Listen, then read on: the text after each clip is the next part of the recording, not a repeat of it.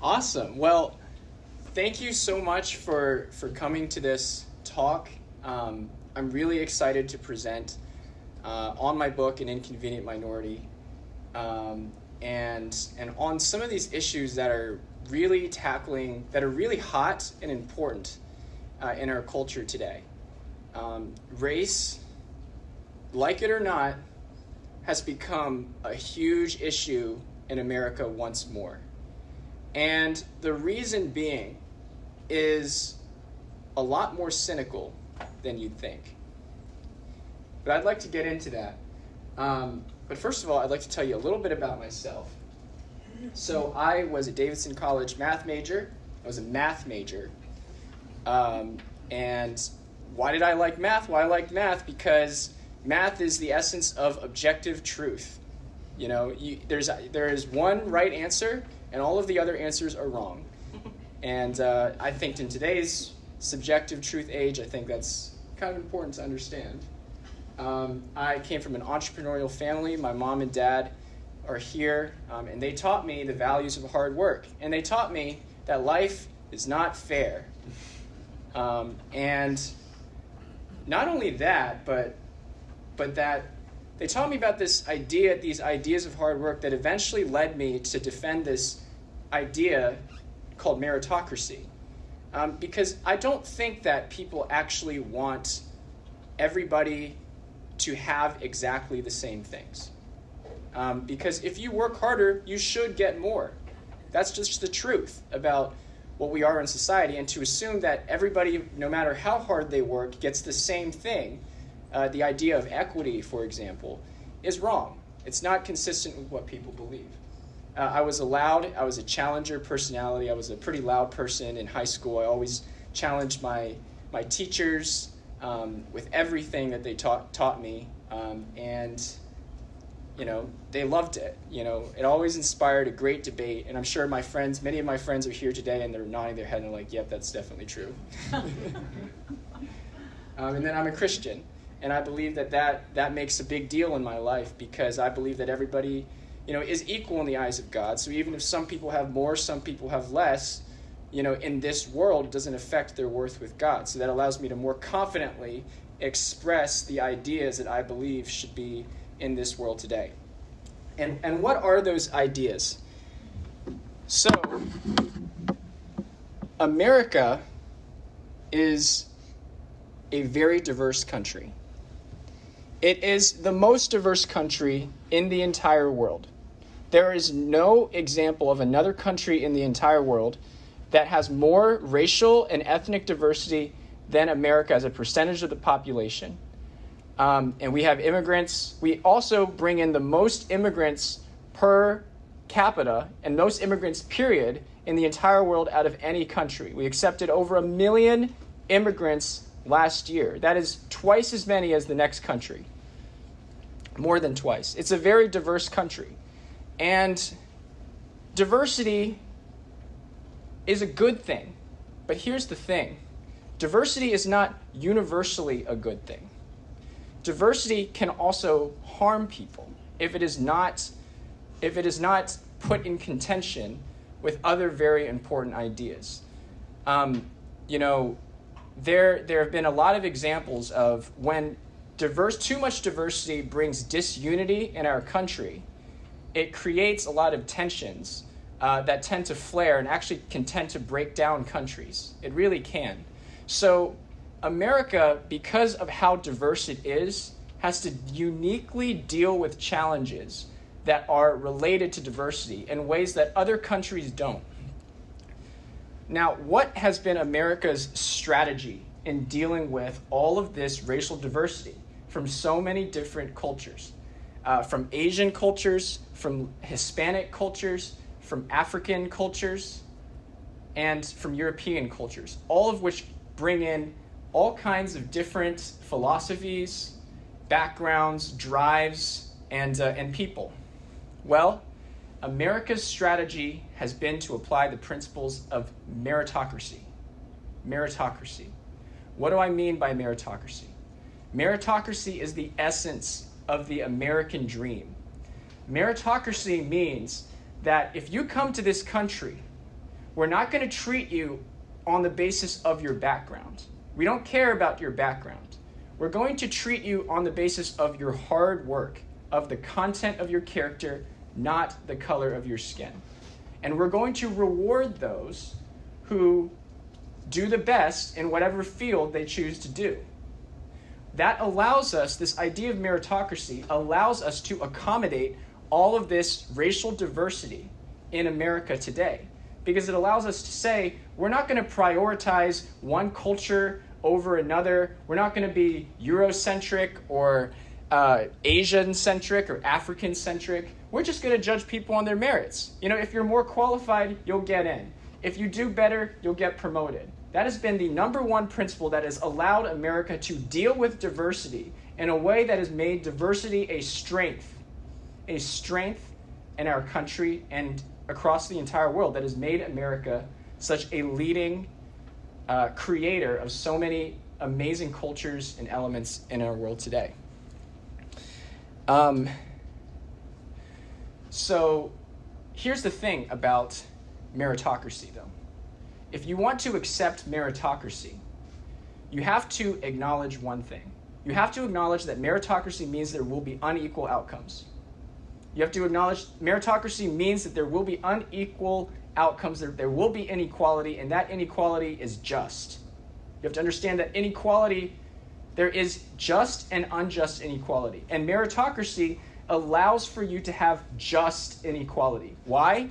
Because people who make choices that are different, certain cultures will make certain different choices and specialize in certain different things. Some cultures will choose to emphasize academics, will choose to do better, academically and study more and those kinds of things. Some cultures will prioritize politics. Some cultures will say, here's how we can get ahead, we can get political power, all of those kinds of things. Some cultures will prioritize athletics. Some cultures will prioritize business. Some cultures will prioritize spirituality and religion and religious faith. And that means that if these cultures specialize in these certain things, then it's going to create inequity. And this is where the example of Asian Americans comes into play, because it is so pertinent today.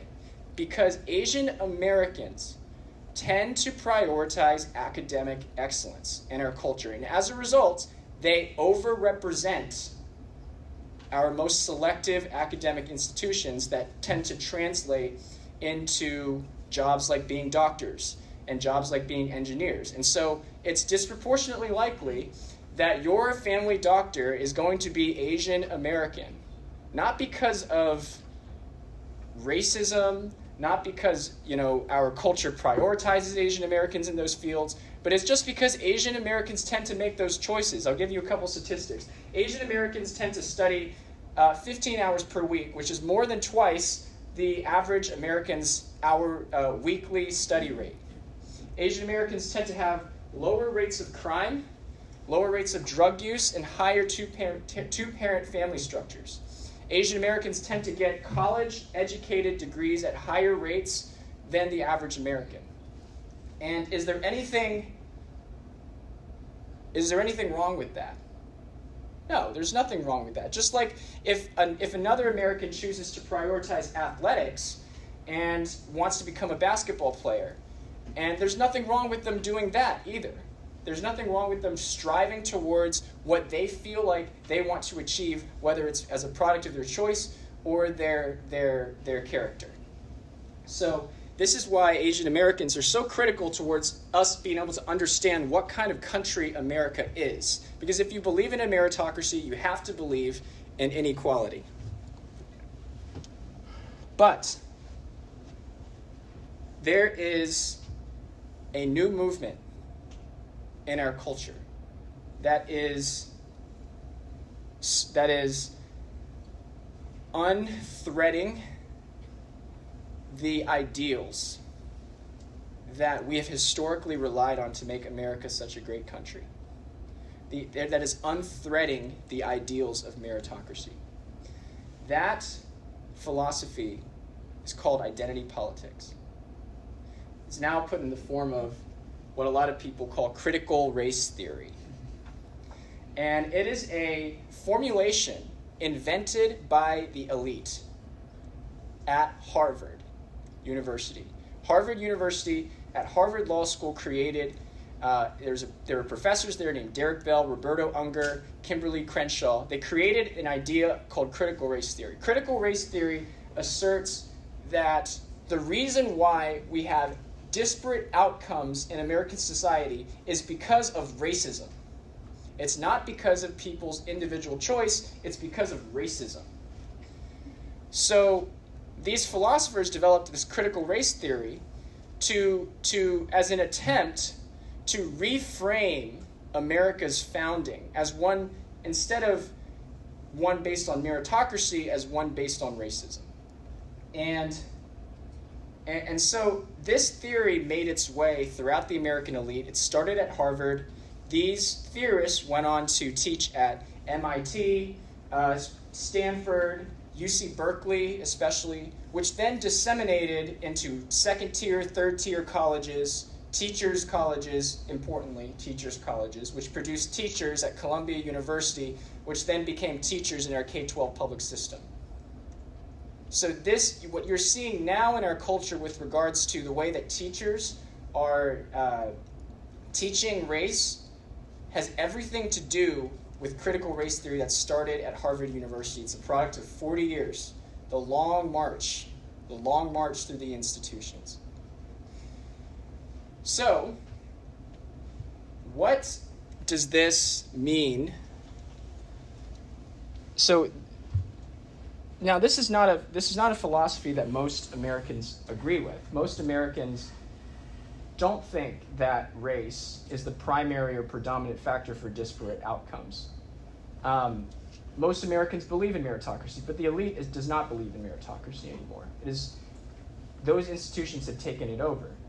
And they have created an all-out assault on meritocracy.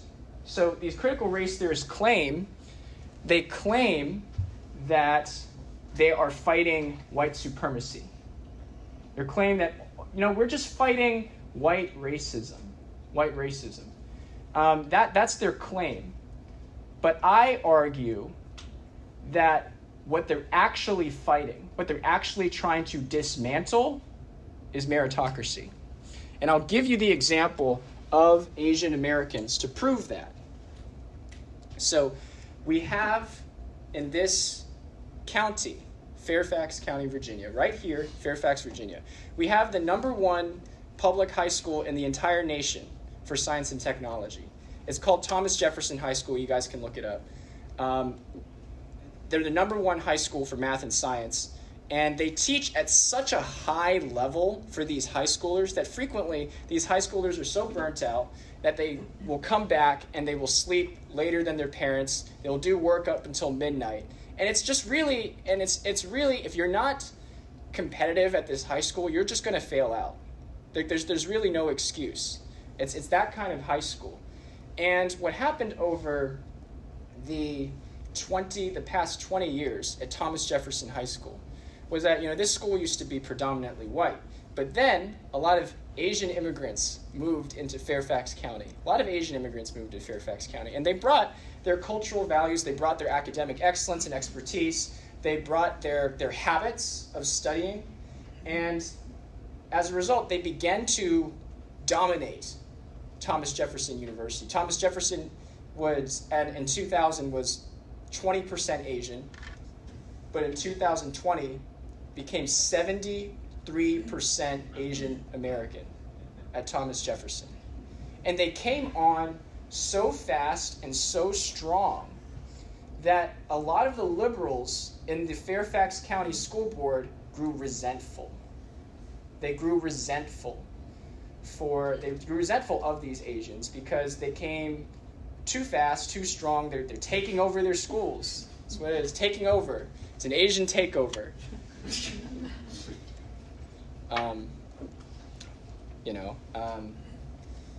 And so in 2020, after George Floyd was killed, there was a group of activists at Fairfax County that brought author and speaker Ibram X. Kendi, our favorite person. He wrote How to Be Anti-Racist. He's kind of a popularizer of critical race theory. They paid him $44,000 to speak. They bought 2,500 of his books. I wish. They adopted a proposal based on Ibram X. Kendi that said that this inequity in Thomas Jefferson was a result of racism. So Ibram X. Kendi said the fact that Thomas Jefferson is 73% Asian is a result of racism. Is a result of racism. And then, of course, all of the elite liberal Fairfax County School Board members like, yes, it's racism. It's racism because a minority is taking over these schools. And, of course, in the name of diversity and inclusion, they passed a new policy. Their new policy, the anti-racist policy, based on equity and critical race theory, gave, instead of making a merit-based admissions process, again, meritocracy, instead of the usual merit-based admissions process, they turned the admissions process into a lottery. A lottery at the #1 science and technology school in the entire nation, Thomas Jefferson High School. And the result was quick, and the result was steep. They did it in the name of admitting more Black and Latino students in the school. But the following year, the number of Black and Latino students in the school barely went up. Barely. A little bit. The number of Latino students barely went up. The number of white students went up by about 50%. And the number of Asian students at Thomas Jefferson High School went down by 50%. If you guys want to understand what critical race theory is all about, the actual effects of critical race theory, they claim it's about dismantling white supremacy, but it's really about dismantling meritocracy. I'll give you another example. It is the subject of my book, An Inconvenient Minority. Harvard University. I was the lead insider on the Harvard discrimination cases. And what happened was, this is what happened. In 2014, a group of Asian Americans sued Harvard University for discrimination. But the nature of this discrimination was interesting because Harvard discriminates against Asian Americans in the name of diversity. They say, we want a diverse student body. So they created an admissions process based on this critical race theory idea of equity, where they don't want an overrepresented Asian American population. Now, there are a couple reasons why Harvard doesn't want an overrepresented Asian American population. Maybe it doesn't look good with their donors. Maybe they don't want too many Asians at their schools. Maybe they genuinely, zealously believe in this idea of racial representation. But the result of this is over the past 30 years, Harvard has curbed Asian American admissions to their school. Asian Americans, if Harvard's own Office of Institutional Research noted that if Asian Americans were not discriminated against, they would make up 43% of Harvard's student body. Instead, for the past 30 years, Asian American admits to Harvard has hovered between about 15% and 18% of the school. And another fun fact, Asian Americans have to score 440 points higher on the SAT to have the same chance of admission as a Black student. Another fun fact is that Asian Americans who score in the top academic decile, have to have a lower chance of admission than a Black student in the 4th lowest academic decile, a Latino student in the 6th lowest academic decile, and a white student in the 8th lowest academic decile. So they're creating an all-out assault on meritocracy. And here's the piece de resistance. They justify all of this because I took a look at 90,000 pages of Harvard admissions data based on the lawsuit that was revealed that Harvard was forced to turn over to the court, which talked about how they admit students. They admit students based on 3 things: academics, extracurriculars, and personality. And Asian Americans scored the highest on academics. They scored the highest on extracurriculars. And they scored the lowest on personality score. And so then you ask, well, what does personality measure? How do you measure personality? Well, Harvard measures personality by saying, okay, we want to evaluate applicants on likability and leadership, courage, and you would think, okay, well, if you're going to evaluate this at all, it would come out of the alumni interviews, right? But the alumni interviewers graded Asians just as high as whites and higher than blacks and Hispanics. So where did they get this low personality Asian idea? Well, either they're actually stereotyping Asian Americans based on no evidence, or they actually just don't want too many Asians in their school. So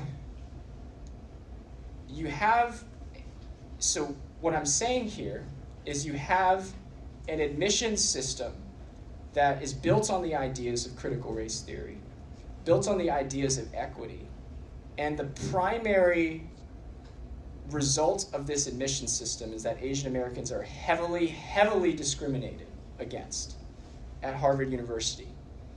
And they celebrate this, and they legitimize this, they celebrate this. They said last year's class was the most diverse class ever. How heroic. Yes. Admitting freshman college students is heroic. I think General MacArthur would have something to say about that. So, I want to talk about the lasting consequences of this ideology. I want to talk about the lasting consequences of this ideology. So, first of all, this ideology does not help black students. Okay? I want to make this clear. This ideology does not help black students.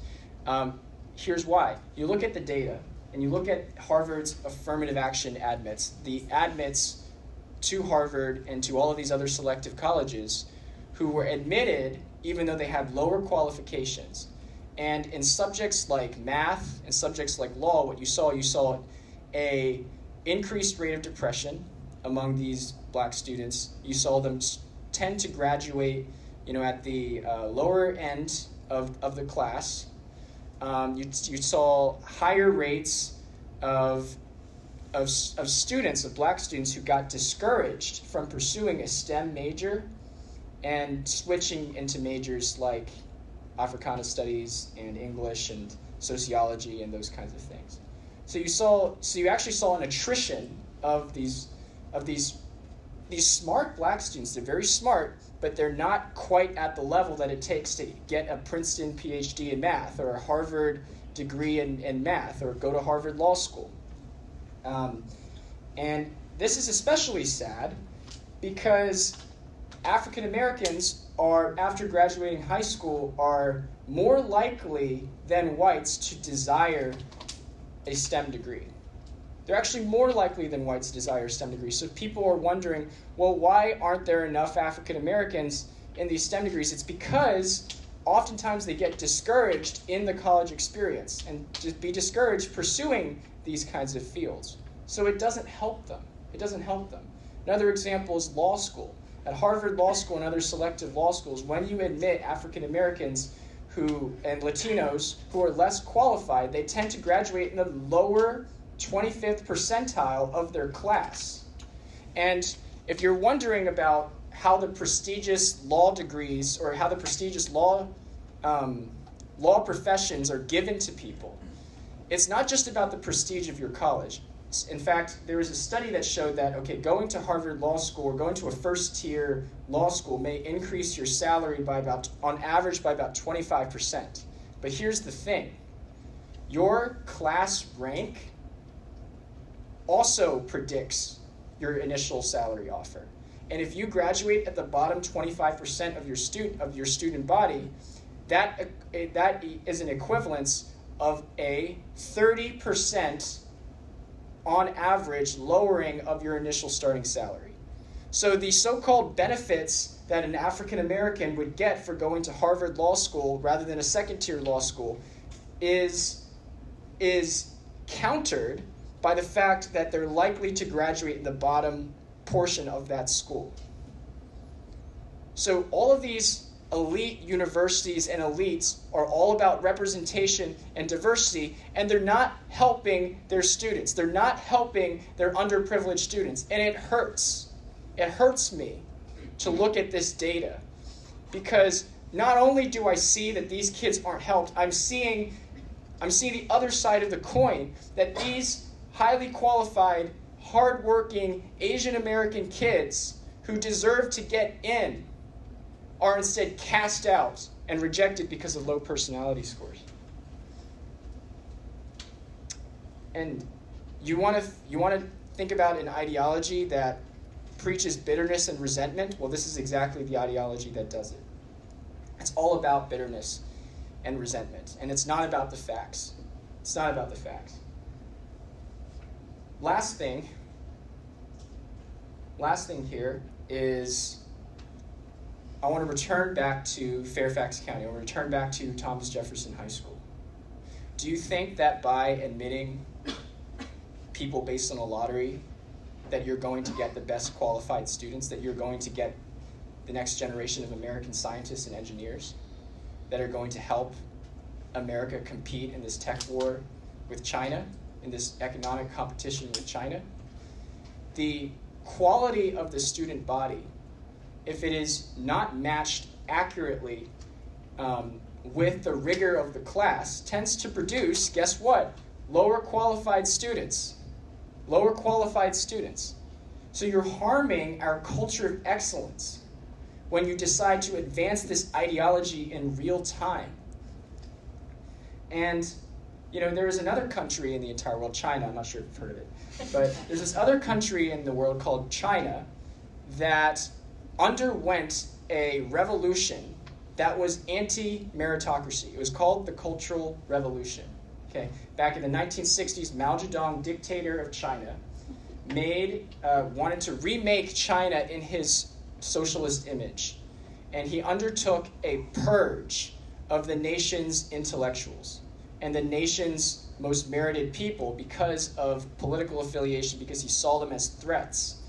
And he destroyed and wiped out that population, either, beating them up or killing them or starving them or exiling them, or they chose to leave the country. They had to leave the country and go to places like America. And what happened was that massive drain of intellectuals, that massive chasm during that period, severely damaged China's economy. And they're still recovering from that today. China, for all of its illiberalism and everything like that, has learned its lesson. And they're not playing any games anymore about taking down the most intellectual. In fact, they're so happy to recruit Americans who are dissatisfied with the way, to recruit highly qualified Americans who are dissatisfied with their treatment in America and be like, come to China, we'll offer you so much more. And as a result, while America is playing this woke identity politics game, China is advancing in their culture of excellence. And we need to be wary and fearful of that. But we're damaging ourselves. We're shooting ourselves in the foot by destroying and harming our culture of excellence, by harming ordinary Asian Americans, by harming those who choose to succeed or in academic excellence. And most importantly, we're harming the American dream. The dream that has brought so many immigrants to this shore. The immigrants who come to America don't want just to be, they don't want to be given handouts for no reason. They just want to be given a fair shot. They just want to be treated not based on their background. So many of them came from countries where they were treated based on their background. You ask any South Vietnamese, who came, and in Vietnam right now, if you were affiliated with the rebel party, you would have privileges denied for you. They fled all of that, and they came to this country because they believed in a central vision to be treated on the content of their character, not the color of their skin. That's meritocracy. That's the foundation of the American dream. That's what we need to protect. Thank you.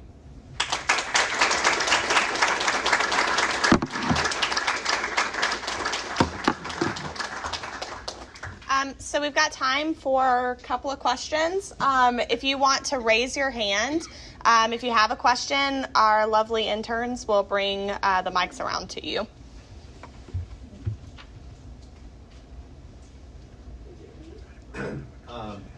Thank you very much for your very lovely remarks. It was very nice to hear all of what you said. I loved it. I have a question that's sort of baked into, or two questions baked into one.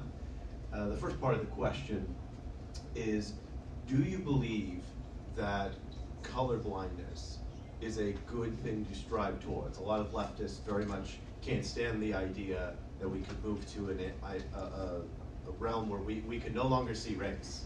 And on one hand, I get it. There's obvious physiological differences between different ethnic groups. Like I clearly don't look like a black guy. It's just obvious. But at the same time, if we're supposed to be for equality, then we should see each other as equals. Well, we look differently, but we are. So that's one. We look different, but we are equal. That's one part of the question. The other part of the question is we all very much know and are aware that there are many great American qualities that East Asians and South Asians bring to the United States. Most notably is hard work. They're wonderfully hard-working people. Mm-hmm. Do you think that there are any negative qualities that don't mix well with America, that change as time assimilates? And if so, what do you think that non-Asian Americans should do to help with that assimilation, if you think that that is a good thing at all? Yeah, so I address a lot of this in my book, but I will, let me circle back. Let me, I'm not going up for the press secretary job. I just want you guys to know. So okay, his first question: why does the left? Is colorblindness a worthy ideal? Yes, it is. It is. If you don't stand for colorblindness, what do you stand for? Like, do you stand for treating people on the basis of race? Do you want, this country that goes back to a country where we're going to look at somebody's skin color and we're going to assume things about them on the basis of their race? One of the crazy things about the Harvard case is that Harvard, you could put the exact same application to a Harvard admissions officer, and the only thing you do is change the race from Asian to black. And if you have the same SAT score, same grades, same extracurriculars, and a Harvard admissions officer will look at the Asian application and will be like, oh, overachiever, his parents probably made him do it, blah, blah, blah. You look at the black person, that application be like, oh my gosh, what an amazing story, we have to bring him in. Let's accept him, everything like that. And that's wrong. That's wrong. Because you are treating people on something that they can't control about themselves. This Asian person has no control over the fact that he's Asian. This black person has no control over the fact that he's black. And by the way, you think that you can do it, you think that it's okay if the more victimized race, supposedly, is helped by that. But you realize that when you give the government power to do that in favor of one race, you give them the power to do it against that same race. So colorblindness has to be the ideal. It has to be the ideal. And I think that, in America right now, we have a massive massive opportunity. You know that phrase, it's always darkest before the dawn? It feels so dark, racially speaking, in America right now, because you have these leftist race ideologues who are so bent on holding their power over an America that increasingly does not represent that scheme of things. America is more mixed race than ever. There's more diversity in relationships and everything than ever. And soon, you'll find that America will become a very mixed race country. If it already is. We have this opportunity to stand up for colorblindness right now. The leftists are fighting that. But if America can't do it, then no country in the world can. We are still the last best hope for this ideal in our country today. I really believe that. What about the second part of the question? Are there bad, or I shouldn't say bad, but are there qualities that East Asian or South Asian immigrants bring that are counterintuitive to the general American culture? And is that a bad thing? Is that a good thing? What about assimilation? Yeah. How can non-Asian people help or that are negative? Asian Americans are very good at getting into the top half of American society socioeconomically. We have the values that tend to allow us to get into the top 30% of American society pretty reliably. We value education. We don't tend to do crime. We don't do drug use as much, although that's increasing, by the way. This is not a race thing. Everybody can have two-parent family structures. Every race can, have lower rates of crime or lower rates of drugs. It's not a race thing. This is strictly a cultural thing. Asian Americans are good at getting into the top 30% of society, but the thing is, the elite 1% is not like most of America. And to get into the elite, you have to play politics. And Asian Americans are still finding themselves in terms of developing a political identity. It's right now, leftists are trying to capitalize off of that. They're trying to, with Stop Asian Hate and everything like that, put Asians in a victimized identity category so they'll reliably vote for the left and organize on the left. But, here I am, and here many other people are pushing against that, because I believe Asian Americans don't just need to speak for themselves as Asian Americans, but need to speak for these larger American ideals that affect every race: meritocracy, content of your character, treatment, equal opportunity. And I think that is the opportunity that Asian Americans have uniquely to cultivate in this country right now, that they need to cultivate right now. Yeah. Question over here. Would you provide an update on the status of the lawsuits against the Ivies? So it's in the Supreme Court. This is a big case, huge case. And the Supreme Court has asked the Biden administration to weigh in. It's funny because the previous Trump Justice Department weighed in favor of the Asian plaintiffs. But the Biden administration, I guarantee you, is going to weigh in favor of Harvard. It's been through the district court level, it's been through the appeals court level, and they may make a decision on whether they want to take up the case as early as October. So I'm monitoring it, obviously. Yeah. We have a question. Hi, I just wanted to ask, you touched on it in your book. What do you think Asian Americans find so worrying to voting on a liberal standpoint rather than a conservative standpoint? Because conservatives have meritocracy and Harvard ethic, and So I do touch on this in my book. Asian Americans, first of all, Asian Americans don't really vote. So there's still a huge proportion of Asian Americans out there that just haven't even voted at all. But when they choose to vote, college-educated Asian Americans really, really skew left. And there's nowhere else to put that on the feet except for what they are taught in colleges. Asian Americans are taught by critical race theory that they are a white adjacent minority.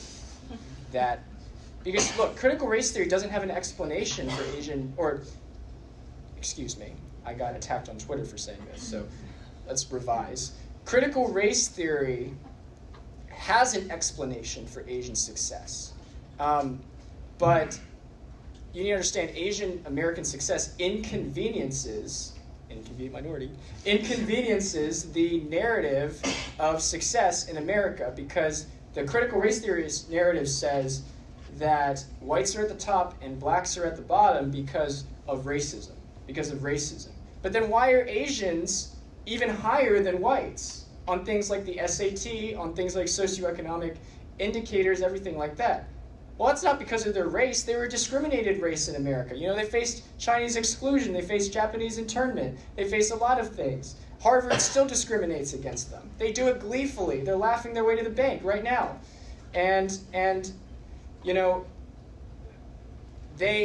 So critical race theory explains Asian success by calling Asians a white adjacent minority. That is, we benefit from white supremacy because we align ourselves with the whites. How could Asian Americans be a white adjacent minority if 80% of Vietnamese immigrants come to this country not even speaking English?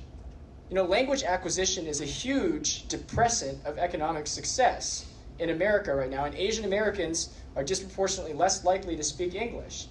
And, you say we profit and benefit off of whiteness, but Asian Americans are some of the most foreign cultures in the entire world.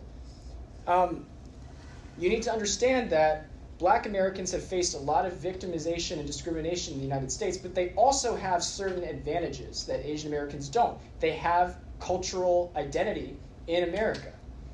They've spent 150 years longer in America, largely speaking, I'm talking on average, than Asian Americans. I think that it's wrong to weigh narratives in terms of which minority is more white adjacent than another minority. I think that that's a fruitless escapade through racial identity politics. I think we really need to focus on culture. Yeah. Oh, sorry, please.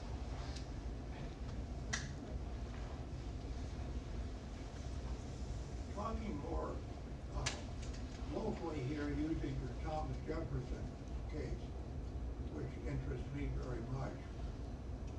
If you take meritocracy and discard it, which is done, I did not realize how badly that has gone, it would seem to me that then if you were to attend those schools, what is the school going to do when they administer tests and they find out that blacks do not score as well as whites do not score as well as Asians on these tests?